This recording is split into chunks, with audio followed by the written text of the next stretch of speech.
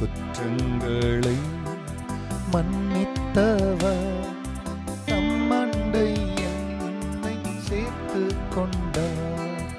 எந்தன் வழி செவ்வையாக்கி ஏற்றி நிறுத்துவார்.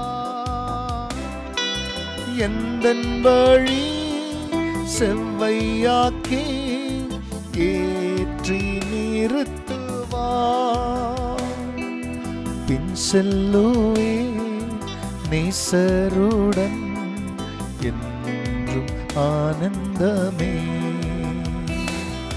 பின் செல்லுவே நேசருடன் என்றும் ஆனந்தமே.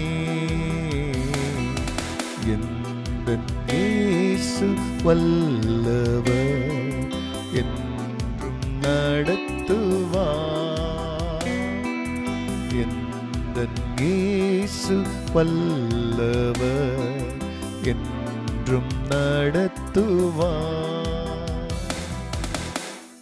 கர்த்தருடைய பரிசுத்த நாமத்திற்கு மகிமை உண்டாவதாக. ஆண்டவராக இயேசு கிறிஸ்துவினுடைய நாமத்தில் வாழ்த்துக்கள். கிருபையும் சமாதானமும் உங்களுக்கு பெருகுவதாக.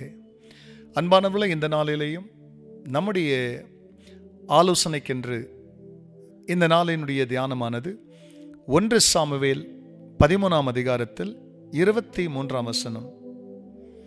நானும் உங்களுக்காக விண்ணப்பம் செய்யாது இருப்பேனே ஆகில் கர்த்தருக்கு விரோதமாய் பாவம் செய்கிறவனாய் இருப்பேன். அது எனக்கு தூரமாய் இருப்பதாக. நன்மையும் செம்மையுமான வழியை நான் உங்களுக்கு போதிப்பேன். அன்பானவர்களே, சிலர் இந்த உலகத்திலே ஜெபிக்கிற ஜெப வீரர்களாய் இருக்கிறார்கள். சிலர் ஜெபிக்க முயற்சிக்கிறார்கள், அவர்களாலே ஜெபிக்க முடிவதில்லை. சிலர் ஜெபிக்க விரும்புகிறார்கள், ஆனால் ஜெபிப்பதில்லை. இதனால் கர்த்தர் என்ன செய்கிறார்? ஜெபிக்கிற சில ஜெப வீரர்களை ஜெபிக்க இயலாதவர்களுக்காக அவர் ஜெபிக்கும்படியாக தேவன் சிலரை ஏற்படுத்துகிறார். ஆகையால் ஜெபம் என்பது தேவனோடு கூட நாம் தொடர்பு கொள்வதற்கு தேவன் உண்டு பண்ணின உன்னத வழி.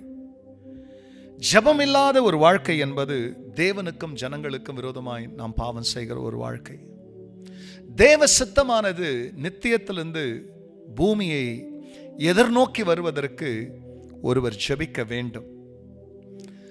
ஜெபம் இல்லாதபடிக்கு கம்யூனியன், அதாவது இசைவு என்பது அற்று போகும். ஜெபம் இல்லாதபடிக்கு இந்த உலகத்தில் ஒன்றும் நடப்பதில்லை. இங்கே சாமுவேல் சொல்லுகிறார், இங்கே உங்களுக்கு நான் ஜெபிக்காமல் இருப்பேனானால் அது கர்த்தருக்கு விரோதமாக நான் செய்கிற பாவம், அது எனக்கு தூரமாய் இருப்பதாக என்று இங்கே தேவ மனுஷன் சொல்லுகிறார். ஆண்டவர் நமக்காக சில ஜெப வீரர்களை ஏற்படுத்தி நம்மால ஜெபிக்க முடியலனாலும் அவர்களை ஜெபிக்க வைக்கிறார். அந்த மனிதர்கள் சொல்லுகிறார்கள், இன்னும் இந்த ஜெபத்தின் வழியாய் நான் உங்களுக்கு நன்மையும் செம்மையுமான வழியை காண்பிப்பேன். ஆகையால் ஜெபிக்கிறவர்களே, தொடர்ந்து ஜெபியுங்கள் மற்றவர்களுக்காக. ஆண்டவர் உங்களை நம்பி இருக்கிறார், அதை தொடர்ந்து செய்வோம். கர்த்தர் நம்மை ஆசீர்வதிப்பார். ஜெபிக்கலாம். பரிசுத்த பிதாவே, உமது நாமம் மகிமை அடையட்டும். ஆம் சுவாமி, நான் உங்களுக்காக விண்ணப்பம் செய்யாது இருப்பேனேனால் நான் கர்த்தருக்கு விரோதமாய் பாவம் செய்கிறவனாய் காணப்படுவேன். அது எனக்கு தூரமாய் இருப்பதாக என்று தேவ மனுஷன் சொன்னது போல இன்னும் நன்மையும் செம்மையுமான வழியை காண்பிப்பேன் என்று ஜெபத்தில் இருக்கிற நன்மை செம்மை ஆன வழிகள் தமது ஜனத்திற்கு வெளிப்படட்டும். இந்த நாளின் ஆசீர்வாதம் பிள்ளைகளுக்கு வந்து கிடைக்கட்டும். எல்லா மகிமையும் கர்த்தர் நேரிடும். நல்மைப்பர் இயேசு நாமத்தில் பிதாவே, ஆமென், ஆமென். எந்தன் இயேசு வல்லவர் என்றும் நடத்துவார். God bless you, church. Have a blessed day. Amen.